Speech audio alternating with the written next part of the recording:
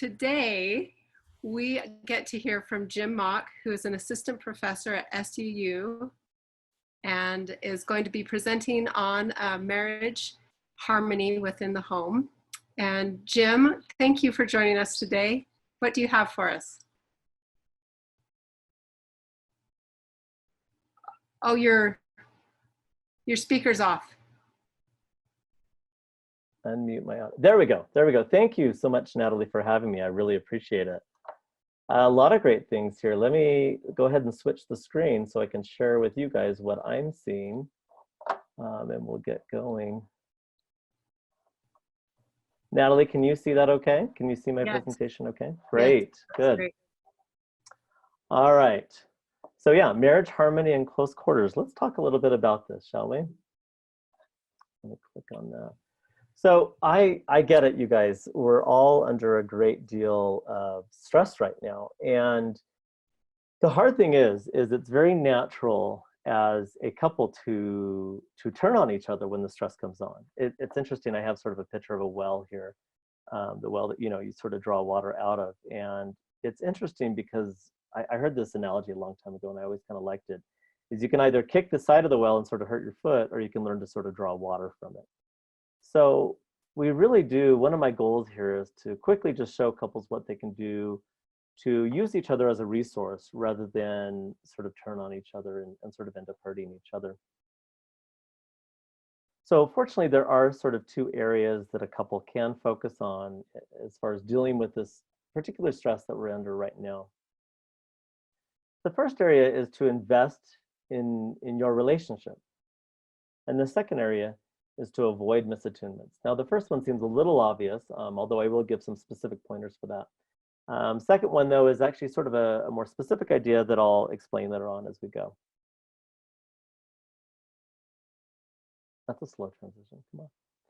So, as a therapist, one of the things that I frequently hear is that we don't communicate well, or we don't know how to communicate, or it's just sort of a very common refrain that couples give when they, aren't getting along.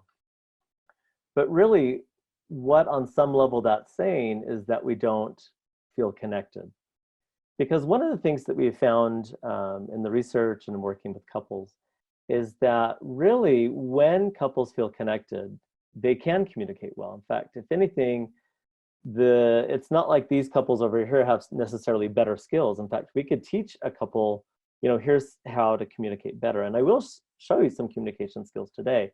But unless you have that sense of connection, it's just not going to go well because it's going to have some underlying animosity. And so one of the ways I think of it is having that sense of connection is like having a good foundation. Because when we have that good foundation, that home is going to be steady. But if we don't have that good foundation, it doesn't matter what communication skills we give you, those are going to go out the window in that moment, and then that house is going to fall apart. All right, so let's talk about this concept of having investments in the relationship, or what couples can do to give them that sense of investment in each other. A big one that I'm a fan of is this idea of just learning each other's love languages. And this is a great idea. This is an idea developed by Chapman. And I'm going to switch screens for just a second, because I'm going to show you that you can actually go on to the website. Let me just hit stop share for just a second and share a screen, and that's going to take you to my email, which you don't necessarily need to see, but we'll show you this. Here we go, where he actually gives you the quizzes for free, where you can both as a couple find out each other's love language. And this is just a great simple way to show investments in your relationship, because if anything, when you know that you're loved, it's easier to hear what the other person is saying. And I think I really like this idea of just sort of actively trying to do those things which make your spouse happy. Now I should show you here, I probably didn't mention them, I just sort of slid by them. But again, yeah, so you can kind of go in here and they, let's see here, learn your love language, right? And it might be a little laggy on your end because it is through Zoom, but you can see here that there's a couples quiz. You can technically even do it with your kids, or for those of you that are single, we can do it for those that are single or even teenagers. So there you go. That's just a great, very simple tool that a lot of couples can use. All right, let me go ahead and switch back to my PowerPoint.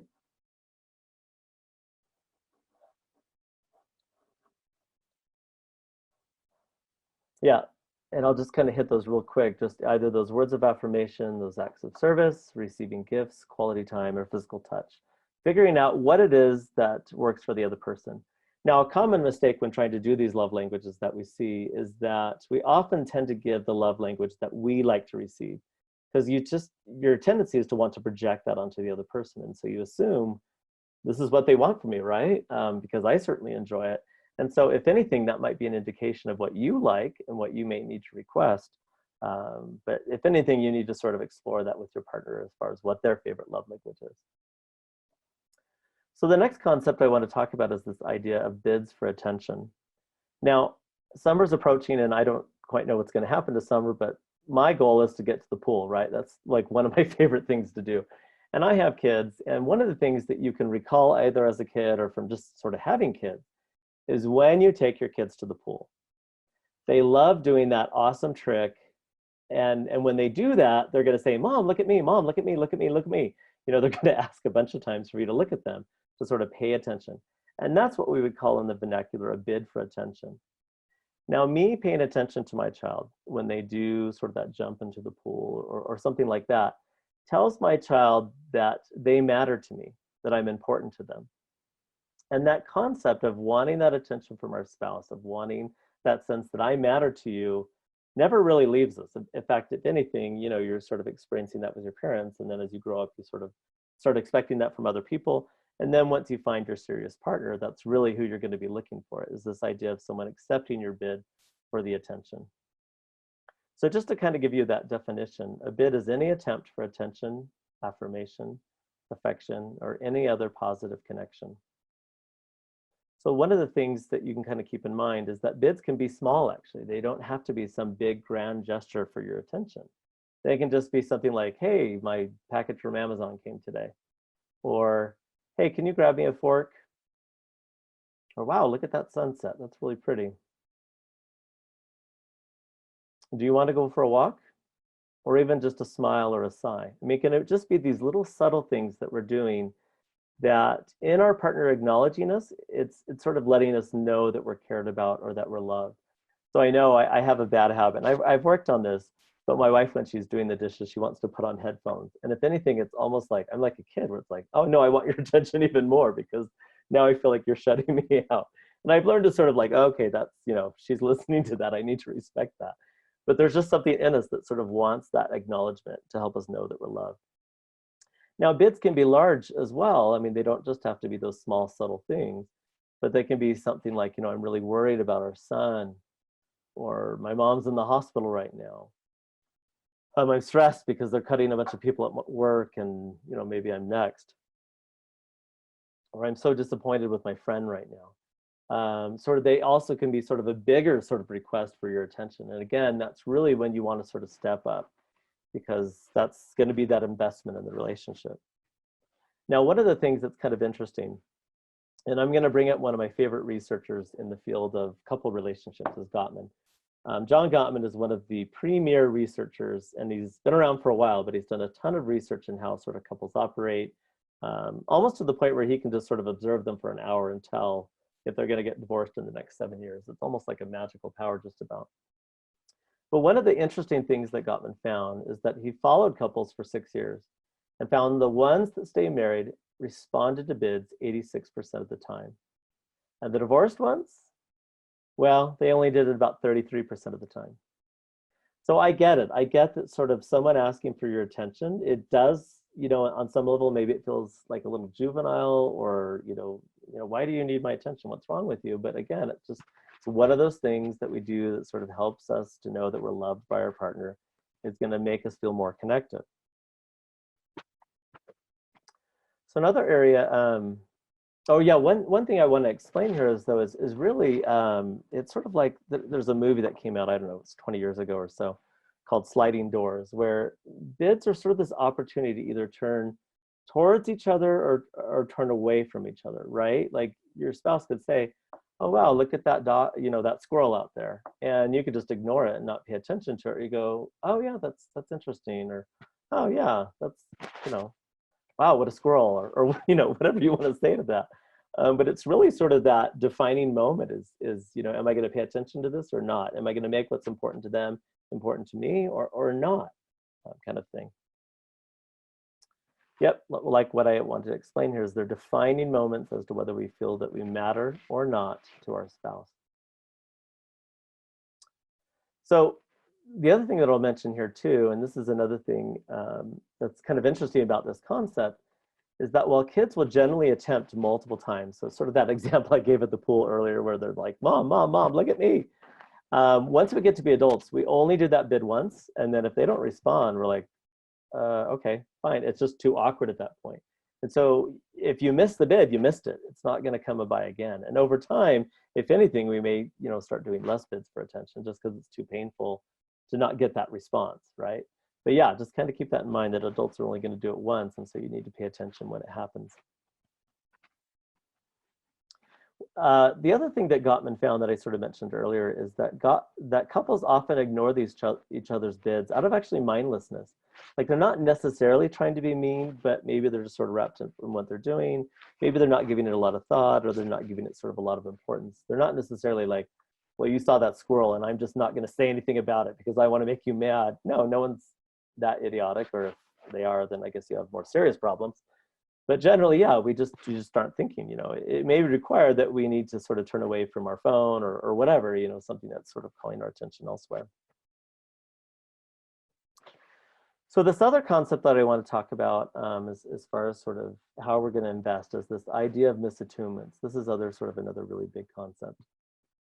Oh, and if Natalie, if you want to grab me at any time, if there's a comment, because I have my screen set up, so I'm not seeing comments, but if you want to ask me a question in between, you can stop me, okay? So anyways, there's this really interesting idea here is this idea of misattunements. And it sort of builds on this idea of a bid, but it's even sort of grander in that. So it's interesting when we look at sort of how love goes wrong. A very typical pattern that we see is that most often the wives are the ones that speak up. They're more likely to say, hey, we have a problem here, or something's sort of wrong. In my studies, in my field of study, we call women the barometer of the relationship. Because if anything, you know, whether it is sort of how women are raised or whether it is biological or whatnot, you know, we can sort of save that for another day. But they're just sort of wired a little bit more to pick up on, hey, there's something wrong here and we need to sort of talk about it. And so again, it's more likely that the wife is going to bring up that there's a problem or that there's some sort of distance in the relationship. And her history, whether it be with her family of origin, you know, maybe it is she grew up in a family where you don't bring up if there's a problem, or you bring it up in such a way that it's sort of you have to go in with fist blaring kind of thing. It could also be sort of shaped by either her former partners, if she had sort of a bad relationship over here, or other sort of relational traumas, or just sort of what's going on, you know, her history, you know, with her partner, along with her personality and temperament will shape the way that she brings up the problem. She may feel more safe to sort of bring it up in a gentle way, or she may feel like she needs to bring it up in a sort of a more abrasive way. It just sort of depends on all those different factors. Oops, I accidentally said that twice. Oh yeah, I'm sorry, no. So his personality and his history is actually going to shape his response to that. So some men are pretty good at sort of responding to this concern that she's bringing up, and others sort of see it as a personal attack. Or see it as something that you're sort of seeing wrong in them. Now, I will note, so sort of how I mentioned that women, their wiring or whatnot sort of makes them more of a relational barometer, is men actually they're a little bit more wired, or they have a little bit more difficulty with shame.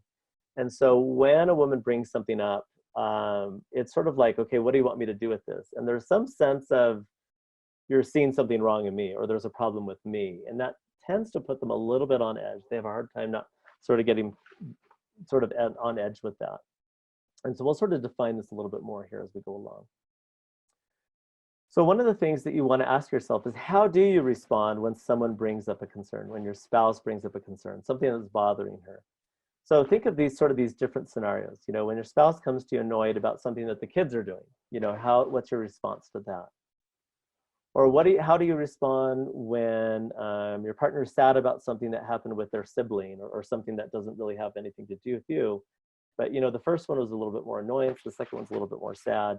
And then I'm going to give you the even more challenging one here, when your spouse is annoyed about something you did, which I think that's a struggle for all of us, men or women. We have a hard time hearing about something annoying that we're doing because it's hard to look in the mirror at our annoying qualities. I can relate. So anyways, one of the reasons why resentment can build up is because of this concept of misattunement. We have to sort of look at how do we respond to these sort of emotionally laden situations. If anything, when we don't sort of pick up how we should, kind of going, keep that bid, that sort of responding to bid idea here in your head as we talk about this. But anyways, a misattunement is really a missed opportunity for connection when intense emotion shows up in the other person. So let's sort of explain a little bit about that. Oh, look at that. I don't even remember doing that. But yeah, there you go. So here's some typical responses that people do. I'm going to give you the very first one because I think that this one's kind of common. I think that men do this a little bit more, but I definitely know women that do this as well. Here's one of the misattunements that people do. One is this idea that when intense emotion shows up in the other person, is we try to fix it. We try to quickly offer solutions or suggestions, and we don't quite hear the other person out, maybe before moving on to offering solutions. Now, I get it. When people come up to you with a problem, there's a temptation to, what should I do here? You just sort of want to fix it right away, just to make it so it's not bad anymore. They may even want to talk over, or take over, I should say. So it's like, oh my gosh, I can't believe the neighbor did that. Well, let me go talk to that neighbor and I'll fix it for you. That sort of thing. But the hard thing is this shows a lack of confidence in the other person's ability to deal with their problems. So I know that it's happened to me in the past where I'm sort of explaining, my bad day or this hard thing that I'm facing. And someone will say, well, did you try this or did you do that? And then I stop and look at them and I'm thinking, what do you think, I'm stupid? No, of course I've tried that. Or of course I've thought of that. That's not what I'm wanting from you here. I need you to not fix it right now. I need you to just sort of listen. Well, and we'll kind of get to more of that as we go along. So yeah, it can look like this concept of, have you tried this? Or don't worry, I'll take care of it. I'll take care of it. The next way that we can do a misattunement is this idea of a dismiss. And this is tricky because it looks good from far away, but really it has a way of making a person feel not completely heard. Because a dismiss is just trying to cheer this up too quickly or distract us from our pain, or maybe make a joke of it. You're just sort of trying to lighten it up. And I'm not totally opposed to that. Sometimes that is appropriate, but when it happens over and over again, where every time I bring up something serious, you sort of turn it into a joke, then it's really going to leave me feeling unheard and disconnected from you. So it could be that the individual is uncomfortable with the other person's emotion and just views that, I just need to make you happy again, and that'll just sort of win you through. So it could be saying things like, oh, you'll be okay, or don't worry about it, or you'll be fine, come on, or maybe even just, let's get you ice cream, or let's get you chocolate, which my wife wouldn't totally disagree with that. But again, we're not trying to sort of move them out of where they're at too quickly, because it has a way of sort of disrespecting the feelings that are going on with this person, right? Especially when it's something deep. I understand if it's sort of maybe a little annoyance, but when it's something, I'm really worried about my work, and you're like, oh, don't worry about it, let's go get some ice cream. It's like, okay, are you hearing me? I'm really worried about my work, right? It just has a way of making the other person feel unheard. So the next misattunement is this idea of ignore, where you're just not really being emotionally present when the emotion presents themselves to you. So offering a little to no emotional response, you can think of it as, maybe not looking away from your phone, or not looking away from what you're doing, or just sort of being indifferent in your tone or your response, sort of thing. So it could just be like, oh yeah, that's too bad, said with sort of that indifference, no inflection in your voice. And again, this this one in particular can be pretty hard because it just is telling me, well, gosh, I guess I don't matter to you, and that's, I guess I won't go to you. So the next one is this concept of punish. And this is sort of a more judgmental or critical response to people's emotional expression. And in a sense, it's sort of putting it back onto the other person. It's putting blame onto the speaker. And so it's hard because, you know, here I'm bringing up a problem to my spouse or my partner, and they're just like, well, what did you do wrong? Or, you know, you shouldn't have done it this way, or you should have done it the way I said. If anything, it's, you know, maybe if they're part of the problem, they're not seeing their part in the problem. They're immediately putting the blame back onto me. So it's sort of, it can be a very defensive posture. So there's that little sense of forgiveness or room for mistakes, or just, you know, gosh, I'm sorry.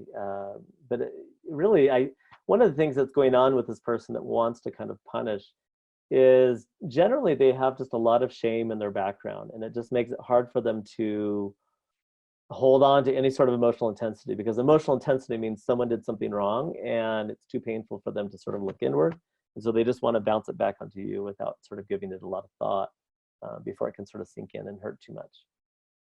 So saying things like, well, why did you do that? Or that wouldn't have happened if you did this, or if you did it the way I told you, or that sort of thing. So those are some of the more common misattunements that we typically see in patterns. Now, we are going to give you the good one. Don't worry, we're going to give you the good one. But hopefully, as you're looking through this, you're sort of thinking, okay, what is the one that I kind of like to do?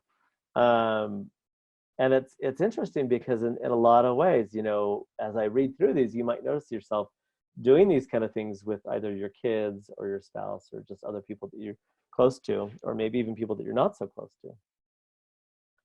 Now, you can do more than one. You know, I get sort of asked that too. You can do more than one. But generally, we sort of have a favorite, and it may depend on sort of the emotion that's being brought to us, whether it's sort of anger or whether it's sadness. Some people have a hard time with sadness, and so they just sort of, you know, respond with a 10-foot pole.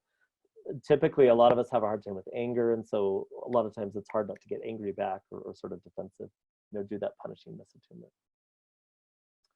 So all of these responses, though, what they're doing is that they're teaching us that our spouse or partner can't be trusted. So when I'm doing any of these things, when my wife is bringing up a concern, she's learning, okay, Jim is not safe. I can't bring this to him, because if I do that, I'm not going to have sort of that sense of connection, which, if anything, the sense of connection is what we're kind of craving, right? We want that connection to help us sort of bring the intensity of that emotion down. By knowing that our spouse is there for us, by knowing that they're going to hear us in our pain, that's a powerful tool in helping us to regulate these uncomfortable emotions. One of the reasons why people turn to addictions is because they've sort of learned growing up in their childhood that I can't count on other people to be there when I need them to be. You know, I've had all these different misattunements, and so I've just learned if I have pain, I'm just going to deal with it on my own. I'm going to turn to some sort of substance or activity that's going to distract me from these feelings. When really, ideally, hopefully, we're learning to connect to other people, because that's a great way to sort of regulate what we're feeling and get us to a sort of a safer place. If you think about, you know, right from infancy as a baby, when you're upset and you're crying, the whole point is to elicit a response from your parent that'll come and pick you up, hold you, cradle you. They don't have to say, hey, let me fix this for you, right? I mean, though sometimes they do, I guess, if it's a baby, but, you know, generally it's just knowing that we're loved that's going to bring down that emotional intensity. So if it appears that your spouse never communicates, you have to sort of look at, okay, it might be their history, it might be something that has nothing to do with you. That's quite a possibility. But you also have to look a little bit in the mirror and see, you know, is there anything that I did that make it uncomfortable for the other person not to communicate with me? If every time they share and I rush in to fix it, then, you know, they may not open up anymore. And so if you're wondering, why is it that my partner's never telling me what's going on for them? You might, you know, want to look in the mirror and see if you're doing any of these misattunements, which is going to push the person away. So obviously, what we're trying to lead you to is to listen with empathy, is to get you to a point where you're making it safe for the other person to share. You're not necessarily rushing to fix it. You're not trying to sort of cheer them up. You know, maybe you've talked for a while and then you can have the ice cream, but hopefully you have that sort of sense of connection first. So let's talk about this, what empathy can look like or should look like. So empathic listening, I'm going to tell you some steps and then I'm going to sort of explain them. Is the first thing you want to do is stay calm. Next, you want to recognize emotions as a chance to connect. You want to give that undivided attention. You want to listen carefully. You don't want to judge. And you want to restate and rephrase. So let me just kind of go through those quickly because I know we're, oh, whoops, number 7, don't be afraid of silence either. So let me just kind of, quickly go through those and then we'll be done. So yeah, first one is you want to remain calm, because calming yourself down, training yourself to take a breath when that emotional intensity comes on. I mean, the breathing is probably the best thing you can do, really. But being calm sends the signal to the other person that you are safe to communicate, but then it also puts you in a better place to respond. Because when we're upset, the tendency in our brain is to want to go to the sort of this fight or flight space. And the rational prefrontal cortex, the logical part of our brain that is also the part of us that allows us to sort of guess what the other person is feeling. It allows us to sort of connect with other people, and really is more of a place of where we can do empathy. If we're too aroused emotionally, then we kind of want to go back to sort of that limbic part of our brain that is just sort of that fight, flight, or freeze kind of thing. And it doesn't put us in a place to sort of hear the other person. And so by calming ourselves down, it makes us be able to kind of go to that more empathetic part of our brain. The next thing we want to do is see those emotions as an opportunity to connect. Even if it's anger, I get it. Again, I get that anger is uncomfortable, but you got to see this as an opportunity to connect. Here's an opportunity for us to get closer together. And even if it is something I'm at fault at, if anything, that's a great chance to grow closer together. So we're going to shift our brain from seeing the other person as bad. We're going to do a mind shift, and it's particularly hard when those emotions are at you, but that's the mindset that we need to have. The next step is we need to give that undivided attention. We need to, if anything, stop what we're doing, orient our body, to be facing sort of them, or do something that sort of, physically is showing that we're engaged with them. And we're going to provide more eye contact. We're going to put away those distractions, just to send a very clear signal that I'm paying attention to you and that you matter. So the next step is that we're going to listen carefully. We're going to try to hear the words, obviously, but then we're also going to try to understand, well, what's the underlying feeling here? What's kind of going on? The hard thing is we don't always express our underlying feeling, but fortunately, we all have something called mirror neurons that give us the ability to sort of project on or sort of guess what the other person is feeling or experiencing, particularly if we can go to sort of that more rational part of our brain. So we might want to ask ourselves, what fears might be attached to this as it possibly relates to the relationship? It may be that they've asked me 100 times to do something and I haven't done it. Well, that's sending a very clear signal that what matters to you doesn't matter to me, right? And then you think for a moment, well, how does that feel to feel like my spouse doesn't see me mattering to them? The next thing is you don't want to judge. Feelings are neither good nor bad. They're just are. You don't have to agree with the thoughts and feelings or actions, but you can acknowledge them. And I get it. Feelings are nutty and they're not rational. And I get it. I have all sorts of feelings myself. And I know it's funny because when you're in that emotional place, the thoughts and feelings you have make sense at the time. But then I get that when you're sort of in a calmer place, you're like, okay, maybe I was being a little nutty here. So please just kind of come with that mindset of not judging, because you know what it's like to be nutty when the strong feelings come on. Oh yeah, generally our craziness makes sense in our own heads. I agree with that. Next, you're going to want to restate or rephrase. This is sort of a great therapist technique, but it's just a way of helping the other person to feel heard. So you're going to put it into words of what you think you're hearing, including what you think the other person is feeling. But you can sort of hold it out gently, right? You can just say, well, it seems like you're this. Am I catching it right? By holding it out gently, it's not sort of, it's less attacking, right? And if anything, they can say, oh yeah, that's exactly how I'm feeling, or no, that's not really how I'm feeling. I'm actually feeling this. You know what I mean? So it's just you sort of snooping around and trying to get it. And then finally, don't be afraid of silence. Don't be afraid. Sometimes, again, the anxiety comes on when there's, maybe there's tears or something like that. And you just need to be okay with it, right? Some silence is okay. The anxiety to fill it in may lead you to do one of the misattunements. So if you're at a loss, I think a great question to ask is, what would you like from me? What can I do? And this isn't necessarily trying to fix it. Because if anything, if you were offering suggestions, that would be a little bit more fixy, but just, making sure they feel heard. And then you can kind of come from a place of, well, what can I do? Or is there anything you'd like from me at this point? And they may say, I really need a hug, or, oh, just you listening was great. Or, can you sit next to me and we'll watch, a TV show together or something like that. Oh yeah. And then also, yeah, what can I do to help? So there you have it. So now I just tell you, you guys need to go practice so you can get good at it, right? But that's sort of it in a nutshell. And I need to set this up so I can see the comments. Thanks. That was great. Yeah, I have a few questions for you. Sure. Yeah, let's see how I do. Okay, here's just a sec. As I tried to whip my way through all that. It was great. I think that was really good. Oh, thank you. Thanks. Can you hear an echo? Sorry. Yeah, I think, Natalie, you have like two different. Just 1 second. There's two of you appearing, so I think it's echoing you.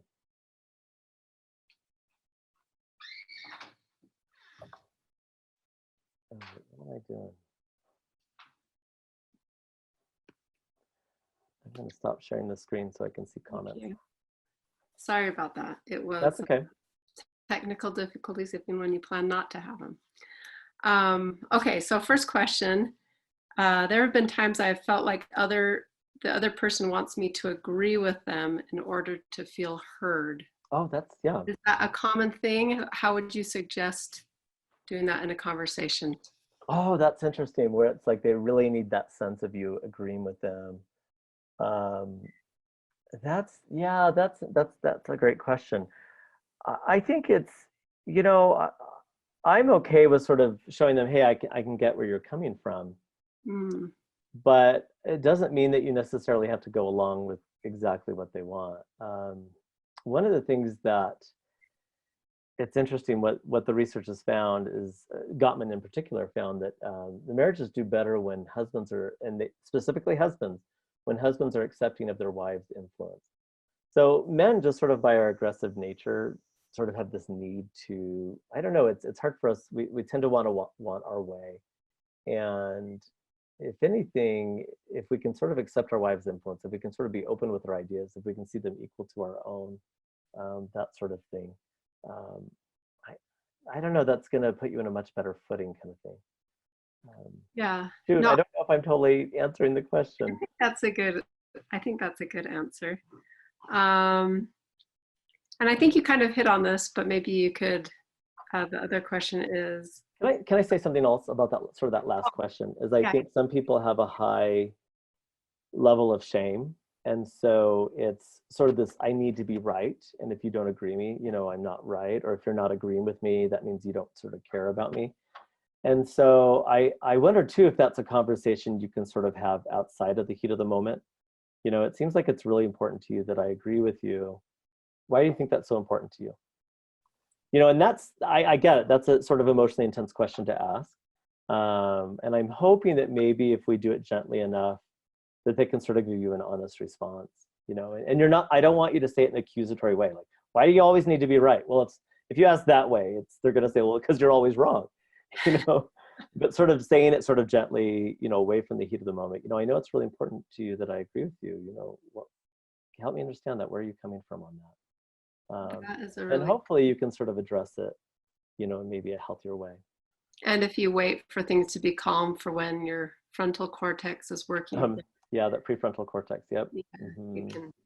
Yeah, that is a really good point.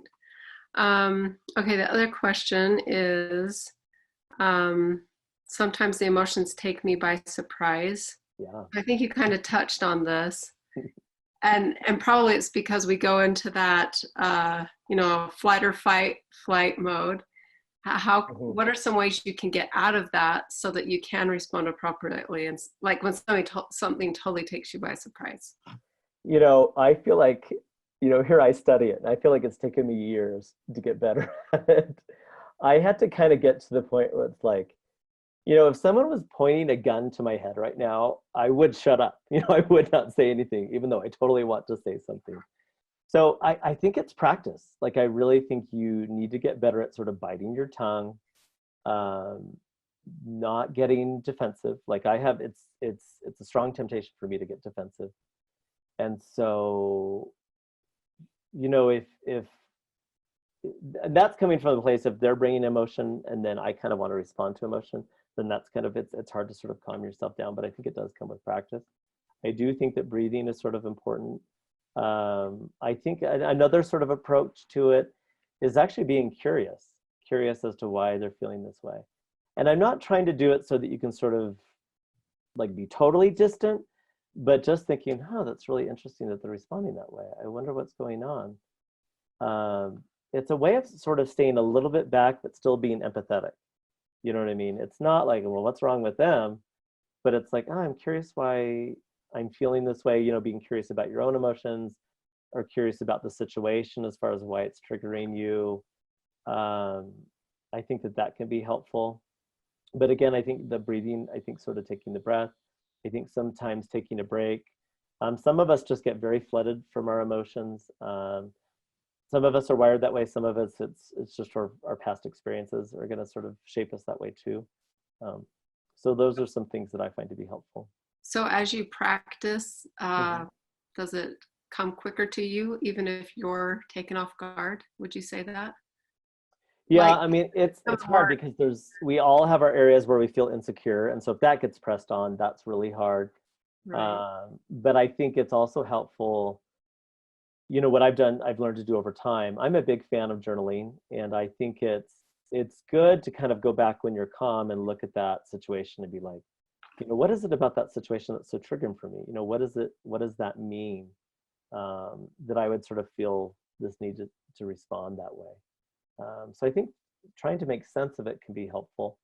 But again, even then, it's not going to be a perfect solution. I think still it's going to take some practice and just learning to kind of calm yourself down, you Yeah. know, through the breathing and realizing it's, you know, it's not the end of the world kind of thing.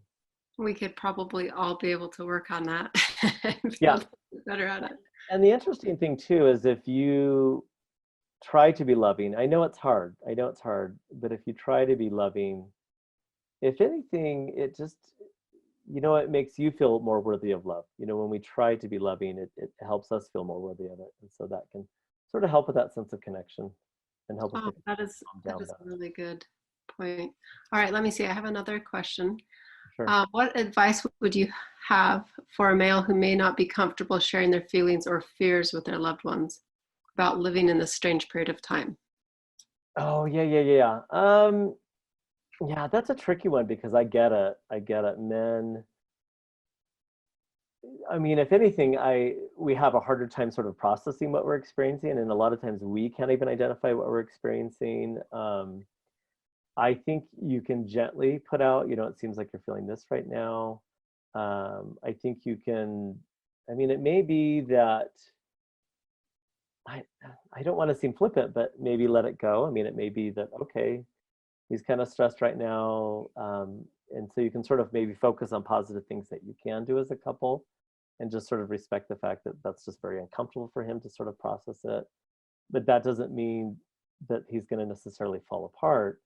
Um, but are there other sort of positive things you can do in your relationship that still sort of boisters them in a sense, Yeah. you know? Yeah, and I'm not sure, but um, possibly if this is somebody that wants to share their emotions but is having a hard time doing it, maybe they're afraid it will make them look weak or afraid it will be interpreted wrong. How would you suggest someone go about that way? Well, and even based on it's also going to be based on their history. You know what I mean? I mean, I my if I had to guess, this is a guy that grew up in a family where you just didn't talk about your emotions. And so the few times that he did, because kids are wired to talk about their emotions, that's just what they do. And then by 5, 6, 7, 8, you know, it's sort of they're really starting to pick up on the cues of, I guess we don't do that here, or I guess we shouldn't be doing that. You know, if anything, I should say, I guess we don't do that. And then they project that onto the rest of the world, and then all future sort of serious relationships. And so it's sort of showing him, hey, this isn't unsafe. In fact, this is kind of fun to do this. I mean, you have to, again, watch your own sort of misattunements and make sure that you're not sort of making a big deal or sort of, you know, when this turtle is sort of gently coming out, you're not doing anything to sort of scare him back in. But, you know, I would, if I had to guess, it's funny because we talk about sort of these love languages. For men, a very common one is just touch. We really like touch. That's neither good or bad. It's just sort of part of who we are. I mean, I would say typically, maybe not all men. So it may be that the few times that when he does share, you know, just giving him that hug and that's it, that's going to be sort of very reassuring for him. Now, if you personally are the one that's sort of scared to sort of share your emotions, it can help to do what we call meta communication, where it's talking about talking, where you can just say, you know, I want to talk about this, but this is really hard for me. Is this ever hard for you? Or I'm feeling a lot of things, but I just don't know what to say, or I don't know how to talk about it. You know, do you ever feel that way? Mm. And people tend to respond to that more positively, right? You know, if anything, when we're a little bit vulnerable, it makes it a little bit easier for the other person to be vulnerable, and especially if we can show them, here's the list of misattunements, please don't do these. You know, as long as they can sort of respond in a positive way, that's going to make you feel more soft. I'm sorry, more comfortable to be sort of softer in your emotions, or vulnerable, I should say. But if anything, one of the things I teach my students is you have to kind of figure out, who is it that I can open up with? You know, who is it that I can share to? And I don't know, sometimes your spouse does great with some of these emotions, but not these emotions. And it may be that, okay, maybe I'll look to another person a little bit, in a healthy sort of way, like maybe your parent or your sibling or your best friend kind of thing. Right. You know. Well, I know I have my favorite people that maybe I even think, well, I want this response. I want a rational response. I'm going to ask this person. Yeah. Or I want somebody that's going to flip out and agree with me. I'm going to ask this person. Yeah. No, I get it. Normal? No, I get it. My dad is not, if you tell him exciting news, he can't do it. He's like, oh yeah, that's good. And you're like, okay. I mean, I still tell him happy things, but it's like, if I want that, I go to someone else because I'm not going to get it from him. The funny thing is I'm the person that you go to with exciting news. And I'm like, wow, that's awesome. But So it's, I don't get annoyed about it. I just sort of respect the fact that that's not in him, right? I can't, he's the guy's 70. He's probably not going to change at this point. I can be okay with that.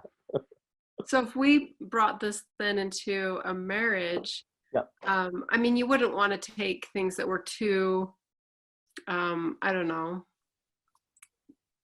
too unique to your relationship, outside of, right? Sure. But Yeah. if you did want more empathy or something in your own relationship, maybe it's the wife that's really wanting to push it, or the husband that's really wanting. What would you suggest to the person that's really wanting more of that, but maybe their spouse is not as reciprocating to that? Does that make sense? Yeah, no, I think it's very important that, again, we're going to do sort of a calm situation. We're going to do a situation not in the heat of the moment.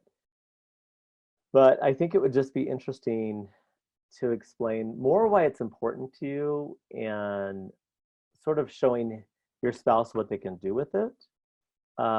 Because I think a lot of times when someone brings something up, ultimately, I think we do want to know, what is it that you want me to do here? And if we're getting the sense that we're being too criticized, that's going to kind of shut us down, right? Right. So I think if you can be a little vulnerable in that discussion, and just sort of what it's like, and because I love you, this is why I would like this. And I know it's not easy for you, or I know it can be uncomfortable. It's uncomfortable for me at times. You know what I mean? You notice that I'm not throwing a lot of blame around here. And I get that there can be sort of a lot of hurt in that, or sort of hurt that's making you have that conversation in the first place. And it's not unusual when we go into a situation where we're anxious about what's going to be the outcome, to just kind of want to force the other person to do what we want. I get that. That's sort of because it's scary to be vulnerable.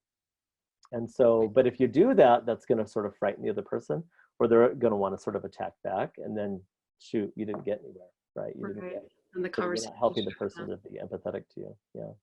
Well, thank you. All right. Well, we have one last question. Sure. During this time where we're Mm-hmm. in close quarters, we're near each other for more amounts of time than we have been in the past.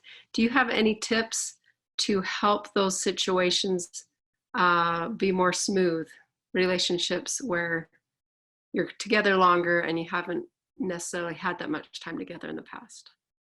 Yeah, that's a great question.